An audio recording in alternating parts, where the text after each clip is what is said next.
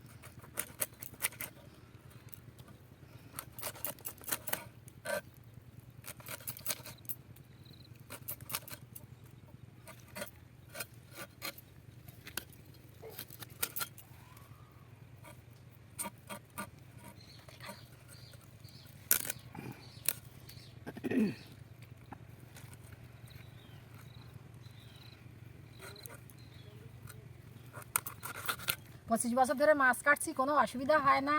কাটতে কাটতে অভ্যাস হয়ে গেছে, এগুলো কোটা হয়ে গেছে। এখন ধুয়ে নিয়ে আমি রান্না করব। পুকুরটা এবার দেখে নিন কত বড় পুকুর।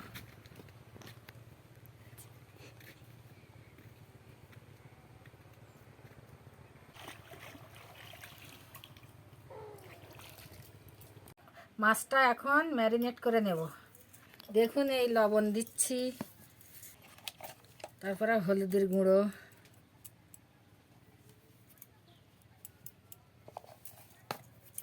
তারপরে একটু আদা। যেহেতু রূপচাঁদা মাছ তো আমাদের বাড়িতে বলে যে একটু নেই গন্ধ গন্ধ লাগে ওদের রূপচাঁদ মাছটা, তাই একটু ওই জিরের গুঁড়ো, একটু আদা রসুন পাইল করে ম্যারিনেট করে নিচ্ছি। সরষের তেল,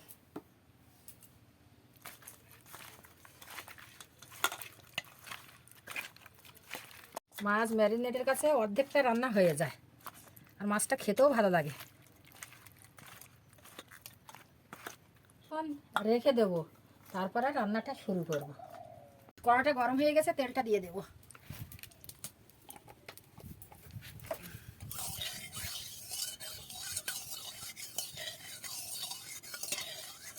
দিয়ে দিলাম,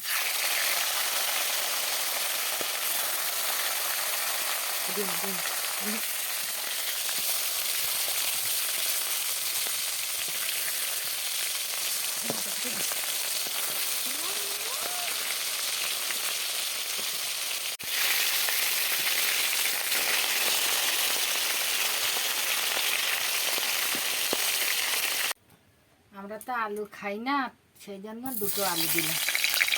পেঁয়াজটা হালকা করে ভাজা করে নিলাম, নিয়ে এবার দিলাম কাঁচা লঙ্কা,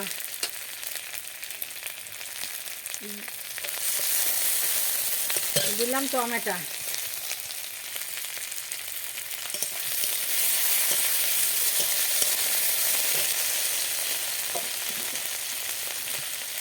দিলাম লবণ,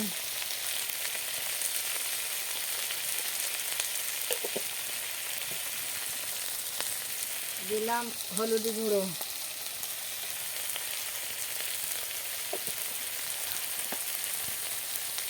দিলাম আদা,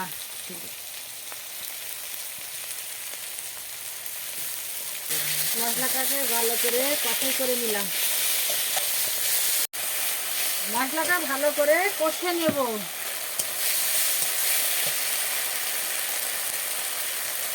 ততক্ষণে মশলা থেকে তেল না পারবে ততক্ষণ কষে নেব। দিলাম জিরে মরিচ, সামান্য একটু জল,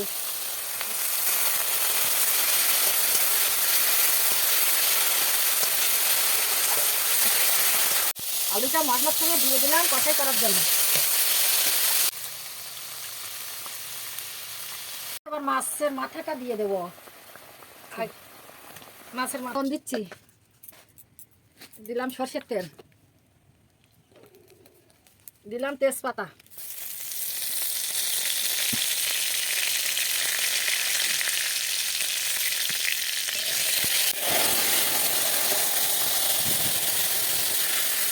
আমাদের বাগানের ধনেপাতা। আর আমার তরকারিটা হয়ে গেছে, এবার আমি নামিয়ে নেব। বন্ধুরা দেখো এদিকে দেখো। বন্ধুরা আমার এই প্রথম